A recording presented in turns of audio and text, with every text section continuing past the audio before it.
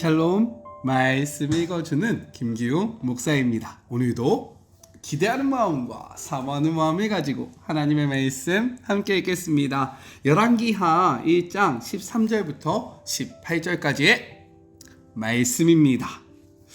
그러자 왕은 세 번째 군 지휘관과 그의 부하 10명을 보냈다. 세 번째로 군 지휘관이 부하 10명과 함께 엘리야에게 다가갔다. 그 세 번째 군 지휘관은 무릎을 꿇고 애원했다. 거룩한 사람이여, 제 목숨과 이 10명의 목숨을 생각해 주십시오. 벌써 2번씩이나 마른 하늘에서 번개가 내리쳐 군 지휘관들과 그의 부하 각 10명을 태워버렸습니다. 부디 제 목숨을 생각해 주십시오. 하나님의 천사가 엘리야에게 말했다. 가거라, 두려워하지 마라. 엘리야가 일어나 그와 함께 왕에게 갔다. 엘리야가 왕에게 말했다. 하나님의 말씀입니다. 너는 이스라엘에 내가 기도할 하나님이 없다는 듯이 에그론의 실 바알세웁에게 전령들을 보내 묻게 했으니 절대로 그 침상에서 살아 내려오지 못할 것이다. 너는 이미 죽은 목숨이나 다름없다. 과연 엘리야가 전한 하나님의 말씀대로 그가 죽었다. 아하시야는 아들이 없었으므로 그의 동생 요람이 뒤를 이어 왕이 되었다. 때는 유다왕 여호사밧의 아들 여호람 2년이었다. 아하시야의 나머지 생애는 이스라엘 왕 연대기에 기록되어 있다. 이것은 하나님의 말씀입니다. 무더웠던 8월이 끝나고 이제 9월이 되었습니다. 좀 날도 서늘해진 것 같고요. 정말로 참 묵상하기 딱 좋은 계절이 아닐까 생각해 봅니다. 9월 한 달도 하나님의 말씀과 매일 동행하며 승리하는 우리 사랑하는 마리모 가족들이 되기를 간절히 소망합니다. 오늘부터 우리는 열왕기 하의 말씀을 함께 묵상합니다. 사실 주일부터 시작되었죠. 그렇기 때문에 오늘은 그 첫날이라 열왕기 하가 어떠한 배경 속에서 쓰여졌는지 그 개론을 간략하게 이야기하고 오늘의 말씀을 함께 나눠보도록 하겠습니다. 열왕기라는 것은요, 왕들을 열거한 기록이라는 뜻으로 이스라엘과 그리고 유다의 모든 왕들의 통치를 기록한 데서 붙여진 이름입니다. 원래는 한 권의 책이었는데요, 헬라어로 번역을 하면서 분량이 너무 많아서 이것을 둘로 나누어서 열왕기 상과 열왕기 하로 나누게 된 것입니다. 유대 전승에 따르면 이 열왕기는요, 예레미야가 기록했다라고 이야기하지만 사실 이를 뒷받침해 줄 만한 증거가 부족합니다. 그렇기 때문에 저자 미상으로 보는 것을 추천하고요. 예레미야와 그리고 그와 함께 했던 사람들이 이것들에 대한 기록을 정리한 것이다 라고 이해하면 좋을 것 같습니다. 열왕기는요, 다윗 왕 통치 만렵인 주전 10세기부터 여호야긴 왕이 바벨론 감옥에서 풀려나는 560년, 즉 6세기 중반까지 4세기에 걸쳐서 이스라엘의 통일왕국과 통일왕국 다음에는 어떠한 왕국일까요? 분열왕국 가절, 그리고 분열된 남유다와 북이스라엘의 이야기를 기록하고 있는 역사서다라고 이야기할 수 있습니다. 북이스라엘과 남유다에는요, 각각 20명의 왕들이 있었어요. 열왕기는 이런 왕들을 다음과 같은 기준으로 평가합니다. 이스라엘의 하나님만 경배했는가? 이스라엘로부터 우상을 제거했는가? 언약에 신실했는가? 이러한 기준에 맞는 왕이 북이스라엘에 몇 명의 왕이 있었다 그랬죠? 20명의 왕이 있었는데 단 한 명도 없었고요. 남유다에는 20명의 왕들 중에서 단 8명만 이러한 길로 나아갔다라고 이야기를 하고 있습니다. 이렇게 열왕기의 목적이 있는데, 열왕기서를 쓴 목적이 있는데 무엇이냐면 이스라엘과 유다의 왕들의 역사를 통해서요, 하나님을 위해서 살았던 사람과 그렇게 살지 않았던 사람의 인생이 어떻게 달라지는지를 분명하게 보여주면서 이 글을 읽는 우리로 하여금 어떠한 삶을 살아야 할지, 어떠한 길로 나아가야 할지를 분명하게 알려주고 있는 말씀이 열왕기서이고 이 열왕기서를 쓴 목적이다 라고 말할 수 있는 거예요. 그렇기 때문에 오늘부터 함께 묵상하는 열왕기 하의 말씀을 통해서 이스라엘의 역사를 통해 우리의 삶의 방향성과 그리고 나는 어떻게 살아가야 할지를 분명하게, 우리의 삶의 목적을 분명하게 찾는 시간이 되기를 간절히 소망합니다. 네, 같이 한번 그 시간들을 찾아가기를 소원해요. 오늘 말씀은 주일의 말씀과 이어지는데, 아합이 죽고 모압이 이스라엘을 배반했다라고 이야기를 합니다. 이것은 그 당시 이스라엘의 힘이 약해지고 있음을 분명하게 이야기하고 있는 거예요. 그때 이스라엘의 왕이었던 아하시아가 난간에서 떨어져 병들게 됩니다. 그런데 그가 사람들을 시켜서 자신이 살지 죽을지를 묻고 있는 것을 보아서 이에 부상이 매우 심각했다라는 것을 알 수 있습니다. 문제는 무엇이냐면 그가 누구에게 묻고 있냐는 거예요. 이는 어느 나라의 왕입니까? 이스라엘의 왕 아닙니까? 그렇다면 이스라엘이 섬기는 하나님께 물어야 하는데 그는 그렇지 않았다라는 거예요. 오히려 그는 에그론의 신 바알세웁에게 가서 이 병이 낫는지 안 낫는지, 나는 사는지 죽는지를 묻게 됩니다. 이것은 무엇을 의미하고 있냐면 그가 자신을 치유할 신이 하나님이 아니라 이방신이라고 생각하고 있다는 것을 분명하게 보여주고 있는 겁니다. 그렇기 때문에 하나님은 엘리야에게, 그 왕에게 가서 너가 너의 병을 물을 만한 하나님이 없기 때문에 이방신을 찾느냐? 이 일이 하나님 보기에 악하기 때문에 너는 죽을 것이다 라는 것을 전하라고 말씀하십니다. 이 말을 듣고요, 정말로 그 에그론을 향해서 바알세웁을 향해서 나아가는 그 종들에게, 신하들에게 엘리야는 하나님이 말씀하라고 했었던 이 말씀을 그대로 전합니다. 하나님이 없어서 너가 이방신을 찾느냐? 너는 죽을 것이다. 이 이야기를 갖고요, 신하들이 와서요 그 왕에게 말하는 거예요. 우리가 어떤 사람을 만났는데 그가 이렇게 이야기했습니다. 하나님이 없어서 다른 사람에게, 다른 신에게 너의 생사를 여부를 묻느냐? 너는 이로 말미암아 죽게 될 것이다. 그러니까 엘리야가 어떻게 하는지, 그 왕이 어떻게 하는지 아십니까? 그가 누군지를 자세하게 물어요. 신하들은 그가 누군지를 몰랐는데요, 털옷을 입고 있었다라고 이야기합니다. 그러니까 그 왕이요 바로 알게 됩니다. 그 사람은 엘리야다. 너네 당장 가서 그 엘리야를 잡아와라 라고 명령을 해요. 그래서 50부장과 그의 군사들이 엘리야를 잡으러 가서 내려오라 라고 이야기합니다. 하나님의 사람아, 내려와라. 그러니까 엘리야가 이야기해요. 내가 하나님의 사람인 줄 아느냐? 그렇다면 하늘에서 불이 내려 너희들을 죽기를 원하노라. 그러니까 어떻게 됩니까? 하늘에서 불이 내려서 그 50명의 군사들을 태워 죽이게 됩니다. 이 보고를 받은 그 왕은요 어떻게 해야 합니까? 자신의 마음을 돌이켜야 하는데 이 아하시아는 돌이키지 않고요 또 다른 50부장과 그의 군사들을 보낸다라는 거예요. 그들 역시 하늘에서 불이 내려와 죽게 됩니다. 이것이 주일의 본문이에요. 그리고 오늘의 본문이 이어집니다.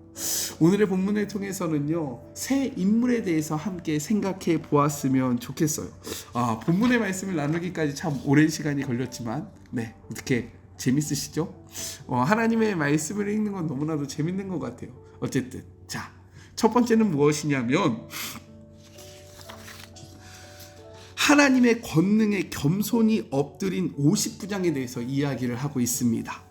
앞서 이야기한 대로 2번이나 50부장과 그의 군사들이 죽는 사건이 발생했는데도 아하시아는 어떻게 합니까? 포기하지 않고 다시금 군사를 보낸다라는 거예요. 그렇기 때문에 이 50부장은 어떻게 했을까요? 왕이 명령하니까 나아갈 수밖에 없었다라는 거예요. 하지만 이 앞선 두 50부장과 달리 그는요 겸손히 무릎을 꿇고 엘리야를 향하여, 하나님을 향하여 자신의 목숨을 구합니다. 13절 이렇게 이야기하고 있어요. 왕이 세 번째 50부장과 그의 군사 50명을 보낸지라 셋째 50부장에 올라가서 엘리야 앞에 이르러 그의 무릎을 꿇어 엎드려 간구하여 이르되 하나님의 사람이여, 원하건대 나의 생명과 당신의 종인 이 50명의 생명을 당신은 귀히 보소서라고 이야기합니다. 아하시아는 자신의 그 군사들의 죽음에 아랑곳하지도 않고요 계속해서 군사들을 보냅니다. 그런데 이 50부장은요 자신의 군사들의 생명을 귀하게 여기며 자비의 호소를 하고 있다라는 거예요. 이렇게 세 번째 50부장은 겸손히 하나님의 권능과 임재 앞에 두려움을 갖고 경외심을 보이게 됩니다. 그러니까 어떠한 일이 벌어집니까? 하나님께서 이 50부장뿐만 아니라 그에게 속한 군사들의 생명을 보호하셨다라는 거예요. 즉 그의 겸손이 모두를 살리게 된 것입니다. 성경은요 우리에게 이렇게 이야기해요. 시편 147편 6절의 말씀입니다. 여호와께서 겸손한 자들을 붙드시고 악인들은 땅에 엎드려 트이시는도다. 그래서 첫 번째 적용입니다. 나는 하나님 앞에서 겸손한 자입니까? 하나님 앞에서 겸손함으로 내가 살려야 할 영혼들은 누구인지 생각해보는 그러한 하루가 되기를 소망합니다. 둘째, 하나님의 명령에만 움직이는 엘리야에 대해서 이야기를 하고 있어요. 50부장의 간곡한 요청에 여호와의 사자는 엘리야에게 두려워하지 말고 그와 함께 내려가라 라고 명령합니다.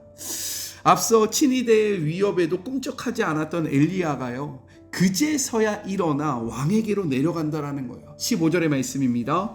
여호와의 사자가 엘리야에게 이르되 너는 그를 두려워하지 말고 함께 내려가라 하신지라 엘리야가 곧 일어나 그와 함께 내려와 왕에게 이르렀다라고 기록하고 있어요. 이로써 엘리야는요 자신이 세상 권속자들에게 권력자들에게 명령을 받아 움직이는 사람이 아니라 하나님의 명령을 받는 사람임을 분명하게 보여줬다라는 거예요. 너희가 그러한 권력으로 나를 억압할지라도 위협할지라도 나는 움직이지 않는다.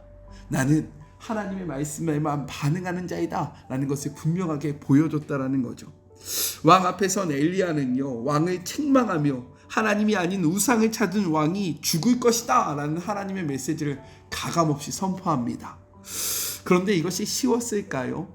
엘리야니까 당연히 그러지 않았을까? 하늘에서 불도 내리고 정말로 우상신들과 싸워서 이겼던 자니까 이렇게 살 수 있었지 않았을까? 라고 생각하십니까? 근데 성경의 기록을 보면요 절대로 그렇지 않았다라는 거예요. 엘리야는 갈멜산에서 불의 응답을 받고 여러 기적을 행하며 하나님의 능력을 온 땅에 드러냈지만 이세벨의 협박에 목숨을 잃을까 두려워하며 도망쳤던 인물입니다. 너무나도 무서워했다라는 거예요. 그 역시 하나님의 사명을 감당하는 데서 오는 외로움과 고통 속에 몸부림치던 한 사람이었다라는 겁니다. 그도 세상의 권력이 무서웠던 거예요. 그도요 세상의 권력이 두려웠던 겁니다. 그러니까 이세벨이 너 죽여버릴 거야 라고 했을 때 두려워하며 도망치게 된다라는 거예요. 하지만 그럼에도 불구하고 다시금 하나님의 말씀이 임하니까 그는 세상의 권력자들의 말이 아니라 하나님의 말씀을 쫓아 온전히 나아갔다라는 겁니다. 두렵고 떨렸지만 무섭고 힘들었지만 두려워하지 말라는 그분의 음성 앞에 그는 힘을 얻게 되었고요. 담대함을 다시금 소유할 수 있게 되었다라는 거예요. 그래서 두 번째 적용입니다. 나는 세상의 소리에 움직이는 자입니까? 하나님의 말씀에 움직이는 자입니까? 내가 살아가야 할 나에게 주신 하나님의 말씀은 무엇인지 생각해보고 그 말씀을 쫓아 나아가는 하루가 되기를 간절히 소망합니다. 마지막 셋째, 비극으로 생을 마감한 아하시아에 대해서 이야기를 하고 있습니다. 아하시아는요 결국 엘리야가 전한 대로 하나님의 말씀대로 죽게 돼요. 그가 죽었던 이유는 무엇이냐? 하나님의 말씀을 의지하지 않고 하나님이 아닌 다른 것들을 쫓아가며 살았기 때문인 겁니다. 하나님은요 그에게 2번의 회개의 기회를 주셨다라는 거예요. 아니요 3번을 주십니다. 먼저는 엘리야를 통해서 엘리야가 전했던 그 말을 듣고 신하들이 그 말을 전했을 때 첫 번째 기회가 있지 않았습니까? 그리고 두 번째 기회는 언제입니까? 엘리야를 죽여야 되겠다라고 첫 번째 50부장을 보냈을 때 하나님의 불이 내와 그 모두를 죽였을 때 그는 깨달아야 했다라는 거예요. 그럼에도 불구하고 하나님은 다시금 또 3번째 기회를 주십니다. 그가 2번째 50부장과 그리고 그의 군사들을 보냈을 때 그들이 죽음으로 말미암아 그는 하나님 앞에 회개하고 돌이킬 수 있는 충분한 시간이 있었음에도 불구하고 자신의 고집을 꺾지 않았고요. 하나님의 말씀에 복종하지 않고 하나님의 말씀에 돌이키지 않았다라는 거예요. 그 결국은 어떻게 되었습니까? 17절 왕이 엘리야가 전한 여호와의 말씀대로 죽고 그가 아들이 없었으므로 여호람이 그를 대신하여 왕이 되니 유다 왕 여호사밧 아들 여호람의 둘째 해였더라 라고 이야기합니다. 성경에서 아들이 없이 죽었다라는 것은요, 아주 비참한 죽음을 의미하고 있다는 거예요. 그리고 그의 통치 기간은 2년밖에 되지 않았음을 이야기합니다. 사실은 실제로 1년도 되지 않았다라는 거예요.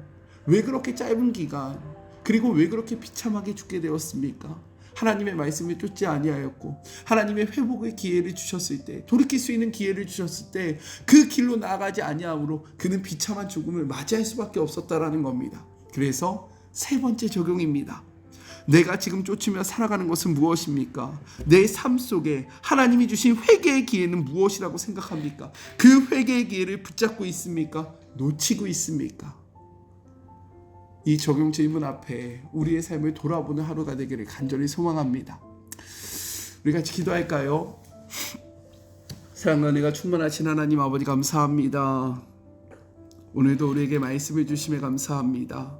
주님, 9월 한 달도 하나님의 말씀과 동행하며 매일매일 승리하는 주의 모든 자녀들 되게 하여 주시옵소서. 특별히 열왕기 하의 말씀을 통해서 하나님을 쫓는 자의 삶과 하나님을 쫓지 않는 자의 삶을 분명하게 분간하게 하여 주시옵시고, 우리의 삶의 목적과 방향성을 바르게 설정하는 주의 모든 자녀들 되게 하여 주시옵소서.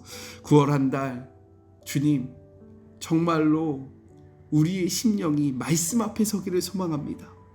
매일매일 말씀을 묵상함으로 그리스도인으로서 힘있게 살아가게 하여 주시고, 하나님의 말씀과 동행하는 기쁨, 하나님의 말씀을 함께 살아가는 기쁨이 무엇인지를 우리의 삶 속에서 깨닫는 하루하루가 되게 하여 주시옵소서. 함께 하실 주님을 의지합니다. 주님을 바라봅니다. 붙잡아 주시고 함께 하여 주시옵소서. 이제는 우리 주 예수 그리스도의 은혜와 하나님의 그 크신 사랑하심과 성령님의 교통하심이 열왕기 하에 말씀을 묵상하며 우리가 진정으로 살아가야 할 길이 무엇인지를 고민하고 결단한 우리 사랑할 마리목 가족들 머리머리 위에와 이들의 가정과 이들의 기업 위에 지금부터 영원히 함께 하시기를 간절히 축원하옵나이다. 아멘. 네, 9월이 시작되었습니다.